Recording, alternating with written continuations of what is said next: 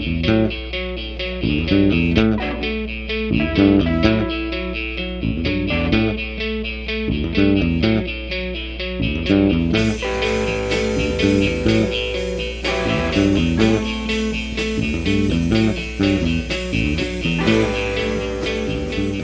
up, Porch Nation? Welcome back to Porch Nation headquarters here in Worcester, mister. It was week 10 in the Greatest League, and we had some polar pummeling take place. It was our final East versus West and North versus South week, and some things became clear. And as the West does, sort of fantasy imitating life, the waters run muddier still. Our playoff tree makes its triumphant return, and we got a welcome change of pace. 5 weeks left, 8 games here. Let's get into it. Alright, we're all business this week in the Greatest League. We had some great games in Week 10, we'll take our first look at some playoff posturing, and let's get started by celebrating our season's longest win streak.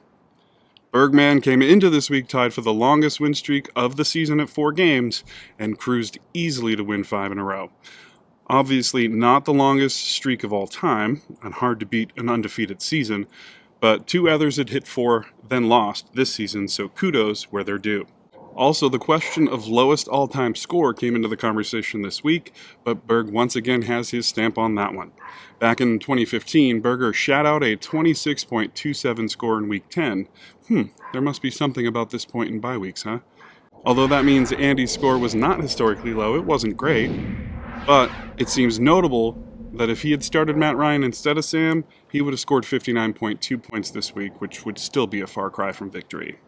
In the battle of the 2 O'Neill outlaws, that is, people who married into the O'Neill family, Steve still started the now bye-week Damian Harris, but he did enough elsewhere to tame Adam's crew, who seemed bent on reclaiming his place atop the South as recently as last week, but his crew missed the projection as a team and lost this one by exactly 9 points. Ross's 2022 team could best be described as streaky. He started the season losing 4, recovered by winning the exact same amount, and now after Josh Marshall put the hammer down this week, he's on a 2-game losing streak. Josh got great performances from Jefferson and Jones, and with the whole of the East Division winning, he stays atop the East a game ahead of Dylan. Ross is still just 1 game out of first in the West, though, a division where every team lost this week. On then to Dylan and I. We both came in at 5-4 and looking to catch up from essentially second place, literally in Dylan's case. We both missed our projections by about a handful, and Dylan was projected to win to begin with. I'm left wishing I had a gimme on running back and IDP picks, but that's fantasy, folks. Neither of us saw our standing in our divisions change because, as I mentioned, the whole of the East won and the whole of the West lost, but playoff seeding is getting closer to relevant now with 4 games to go. Josh Steinberg hit his personal best score this week, winning in decisive fashion. D lost her 8th consecutive by nearly 90 as the meat of her offense, wide receiver 2 down to the slashes, combined for about 10 points. Josh has come on strong here in the middle and second half of the season. He's now got a 2-game cushion out of third with Adam's loss and 1 game out of first with Skinner's loss. Speaking of Skinner's loss, he came into this week on a 2-game win streak, but came face-to-face with a rebounding Joe. Joe came into this week 2 games out of first and 1 game ahead of Steve in the North, and Skinner came into this week with a 2-game cushion for first in the South. Both teams beat their projections, but Joe's team surged 20 points ahead of projection on big QB and team defense performances. With Berger and Steve also winning this week, Joe doesn't see much difference in divisional standing, but stays in the wildcard mix in the early playoff projections. Skinner stays atop the South, but now just a game ahead of Steiny, with their final head-to-head forthcoming in Week 12.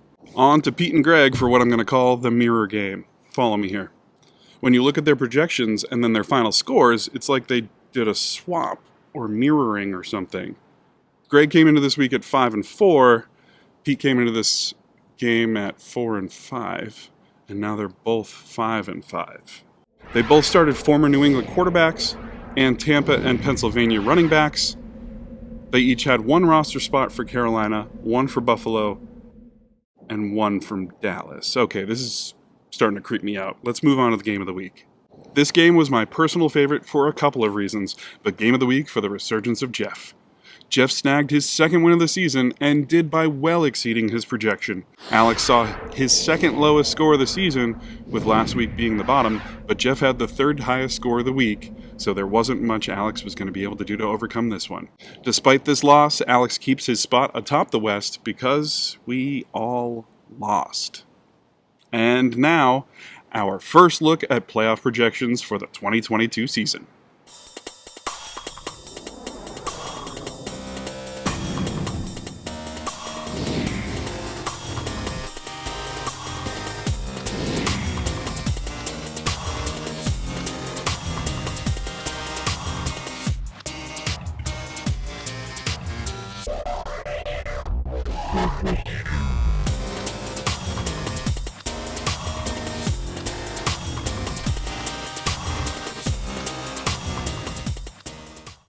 And that was Week 10, our first look at the burgeoning playoff projections. Though most of the league can still mathematically make the playoffs, the time to make your move upward is getting shorter and shorter. IDPs and random offensive players make a splash every week on no one's roster, and their fortunes go unclaimed. So remember, free agency is your friend. Week 11 is the final North vs. West and East vs. South week, and then we have 3 in-division weeks to close out the regular season.